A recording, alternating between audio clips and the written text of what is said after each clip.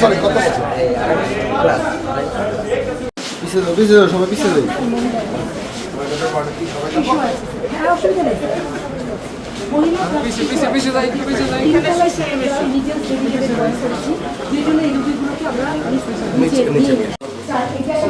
আমি আসার পরে করেছি স্যার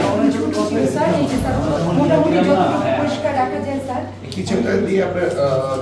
রোগীদের খাবার একদম স্যার 3 বেলার খাবার এখানে হয় স্যার 4 বেলার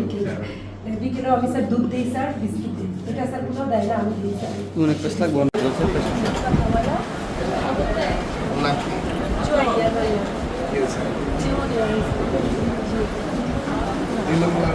জিনিসটা খুব বেশি বেড়ে গেছে বাংলাদেশে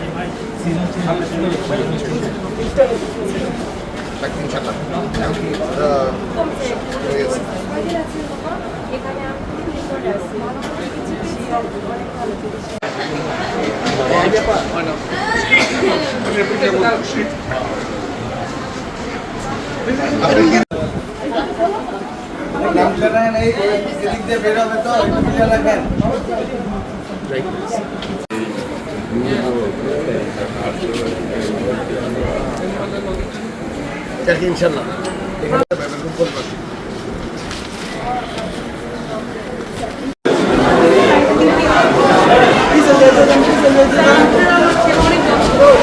খালি বাইকটা ধরতে ভাইয়া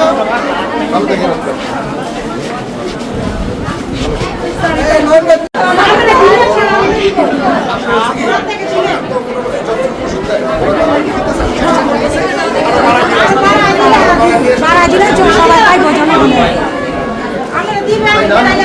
নাম্বারটা বলা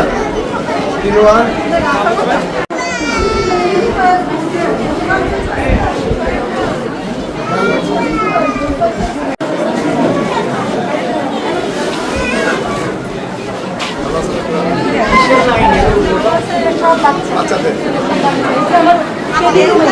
গরমে শীত হয়ে যেতেছি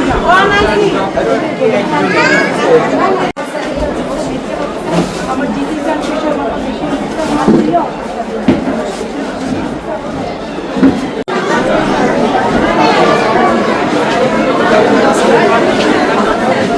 এখানে প্রায় 41টা আপনার এইভাবে মানে কমেডি ক্লিনিকগুলি আছে। 41টার ভিতরে আপনারা জানেন এত বছর ধরে যে আমাদের যেই সরকারটা ছিল সেই সরকারটা আপনার এইদিকে নজর রাখেনি। ইনশাল্লাহ এখন আমরা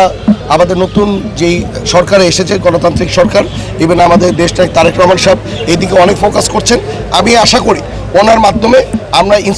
ইন্সপায়ার হয়ে আমরা এই ক্লিনিকগুলো আমরা অত্যাধুনিক একটা বানাবো, আর ওইখানে যাতে ডাক্তাররা সবসময় থাকে, কারণ একটা ওই রকম পরিবেশই করব যাতে আপনার ডাক্তাররা সবসময় থাকতে পারে, ডাক্তাররা যাতে ভালোভাবে ওইখানে যাতে রুগীদের দেখতে পারে এটাকে ব্যবস্থা করব। আর ওই জায়গার এলাকার মানুষজনকে আমি আরেকটু আহ্বান জানাবো যে ওই হসপিটালগুলিকে, কারণ is a community clinic, community ওয়াইজে এটা চলা উচিত। এলাকার মানুষরাও যাতে ওই দিকে খেয়াল রাখে, যাতে ডাক্তার থেকে সময় দেয়, যদি ওষুধ যতটুকু দেয়, যদি অতটুকু ওষুধ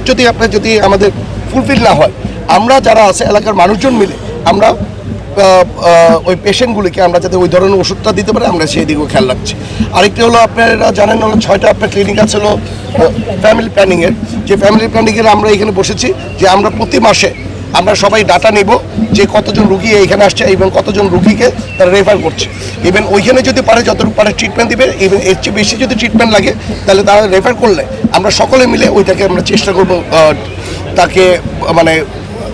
ভালো করে ট্রিটমেন্টের আন্ডারে যেতে আসে। আরেকটা যেটা বলছে নো অ্যাম্বুলেন্সের কথা, এটা আসলে আমরা একটা অ্যাপ্লিকেশন নিয়ে আমরা স্বাস্থ্য মন্ত্রণালয়ে আলাপ করবো যাতে অতি শীঘ্রই যাতে এই অ্যাম্বুলেন্সটা রূপগঞ্জবাসী যাতে পায়।